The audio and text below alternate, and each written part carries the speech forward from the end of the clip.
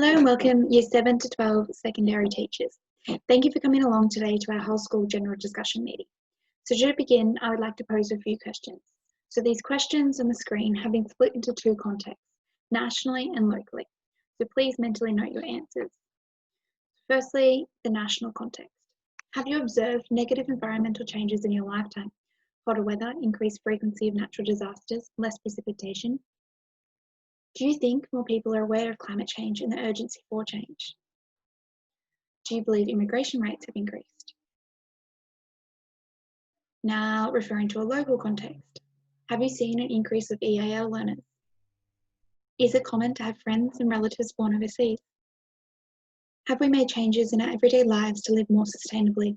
Plastic bags, energy efficient appliances, solar panels? The majority of this room probably answered yes to at least one, if not multiple, of these questions. So what do these questions have to do with our local schooling system and us as teachers? Well, today I'm going to discuss the urgency of all teachers becoming globally competent through engaging with global issues and trends within their practice. I'm going to centre my presentation around the top 10 characteristics of globally competent teachers and focus on the global issue of climate change. So the United Nations has labelled climate change as a defining issue of our time, stating we are living in a defining moment. However, a speech given by Sir Ken Robinson, a world-renowned education expert, titled Changing Education Paradigm, questioned our current schooling system's ability to address global issues such as climate change. So we refer to the right side of our screen. Sir Ken Robinson stated, "Our current education system was conceived in the intellectual culture of enlightenment and in the economic circumstances of the Industrial Revolution. Consequently, we have an education system that is modelled on the interests of industrialism. This is evidenced through schooling aspects of conformity and standardisation. Our schooling systems are based around standardised curricula and standardised testing. So thus, do we believe, on a local level, this standardised system is fostering vital 21st century competencies such as creativity, collaboration, critical thinking, technological literacy? Do we believe our schooling system is preparing students to address global issues such as climate change?" Unfortunately, I believe the majority of Australian schooling systems are failing to prepare our students for global issues we are facing. Thus, it is time to become globally competent educators. So what is a globally competent teacher? The Organisation for Economic Cooperation and Development defines global competence as the capacity to examine local, global, and intercultural issues, to understand and appreciate the perspectives and worldviews of others, to engage in open, appropriate, and effective interactions with people from different cultures, and to act for collective well-being and sustainable development. Thus, a globally competent teacher possesses three main competencies. So these have been separated within this table. So the first competency is a knowledge competency, second, dispositions, and a third, skills. So knowledge competency entails teachers having knowledge of the world and global issues. The dispositions competency requires teachers to have an understanding of cultural differences, and the skills competency requires teachers to have the ability to educate for social justice. So the Association of International Education has developed a list of the top 10 characteristics of globally competent teachers, as shown on the right side of the screen. So for the purposes of the presentation and due to time restraints, I've arranged each of the 10 characteristics into the three main competencies of a global teacher, as shown here. I'm going to analyse these three domains, so the knowledge domain, the dispositions domain, the skills domain, whilst focusing on the global issue of climate change. I will also provide examples of how we can personally apply these competencies in our own classroom. So the first domain, the knowledge domain. So this competency requires teachers to have knowledge of the world and global issues. So characteristic 2, 3, and 4 have been organised into this domain. So characteristic 2, knowing and integrating global dimensions within discipline 1 teachers. Characteristic 3, engaging students in learning about the world and exploring their place in it. And characteristic 4, using real-life examples, materials, and resources when considering local, national, and human issues. So these three characteristics all focus on incorporating global dimensions into teaching and learning. So how can we display competency in this domain and evidence these three characteristics? Well, if we refer to the right side of our screen, an academic, Sheer Kirchhoff, propose the use of teaching for global readiness model to enable teachers to successfully integrate global dimensions into their practice. So Kirchhoff's model consists of 4 main dimensions: situated practice, integrated global learning, critical literacy instruction, and transactional cultural experiences. So the integrated global learning dimension addresses the inclusion of global elements in teaching and learning. So it requires teachers to include global topics in existing curriculum structures and intentionally scaffold global learning. So how can we apply this dimension to our practice? Here I have provided some examples of implementation in our everyday classrooms. So Kirchhoff 2018 suggests the following ways to implement the integrated global learning practices dimension. So we can integrate global learning within the existing curriculum. We can seek out resources related to global education. We can facilitate inquiry-based lessons around the world, such as research projects, project-based learning, exploratory learning, discovery learning, and we can assess students' global learning. Now to a more practical example. I have provided 2 examples, both of 2 different secondary disciplines. So the first one is a Year 8 Civics and Citizenship class. Imagine we are addressing the Victorian Curriculum Code and describe key features of the government under the Australian Constitution, including the separation of powers, the executive, the role of Houses of Parliament, and the division of powers.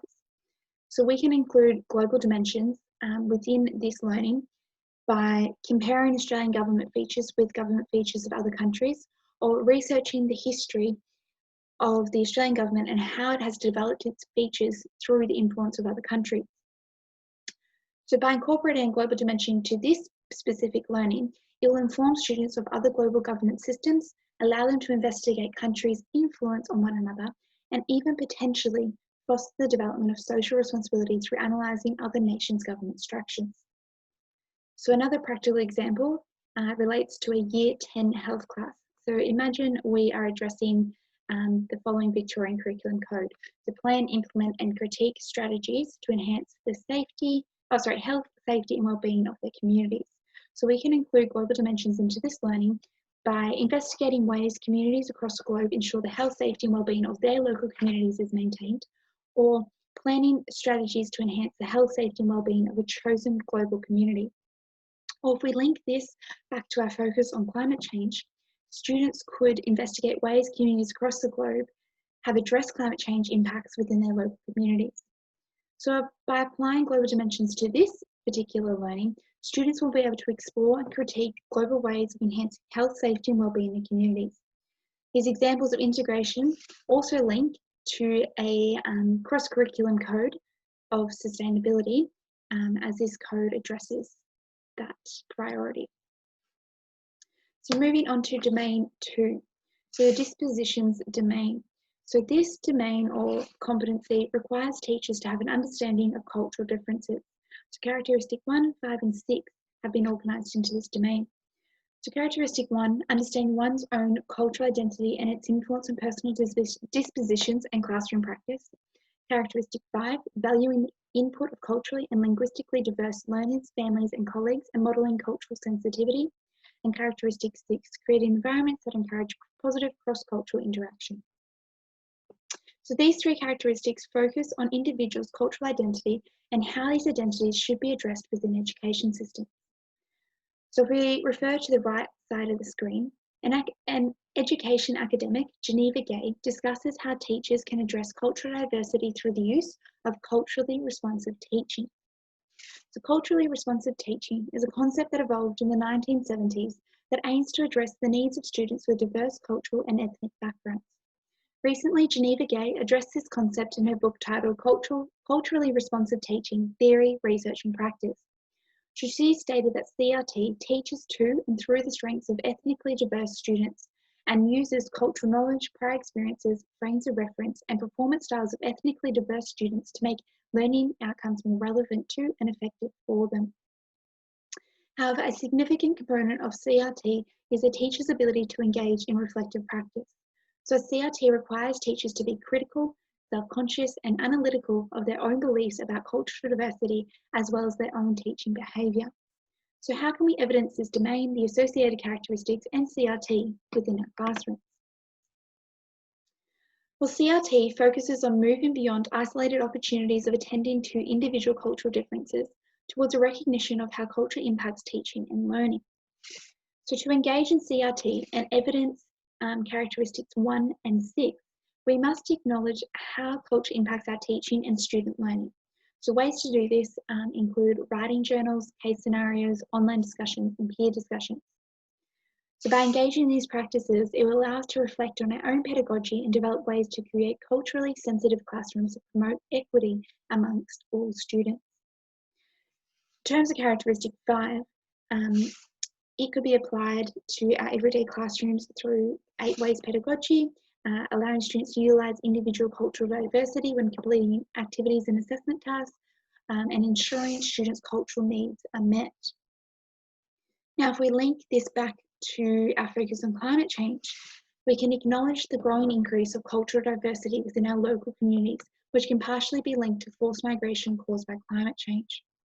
So a statistic formulated by the International Organization for Migration stated approximately 192 million people, or 3% of the world's population, now live outside their place of birth. So using this figure, it has been predicted that by 2050, 1 in every 45 people in the world will have been displaced by climate change. So this highlights the ever-growing importance of teachers being competent within this domain and evidencing the 3 associated characteristics. Now moving on to domain 3. So this is the skills domain. And this competency requires teachers to attain the ability to educate for social justice. So characteristics 7, 8, 9 and 10 have been organised into this domain. So characteristic 7, modelling social responsibility in local context. Characteristic 8, helping learners find appropriate actions to improve local and global conditions. Characteristic 9, assessing learners' global competence and providing growth opportunities based on their levels of development. And characteristic 10, advocating for global education and social responsibility. So these 4 characteristics focus on modelling personal social responsibility and developing social responsibility within our students. So how do we display competency in this domain and evidence these 4 characteristics?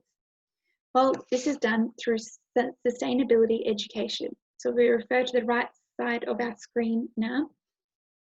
We are living in a world that is more connected than ever. We are being forced to collectively create and adopt more sustainable ways of living to preserve human life and our planet.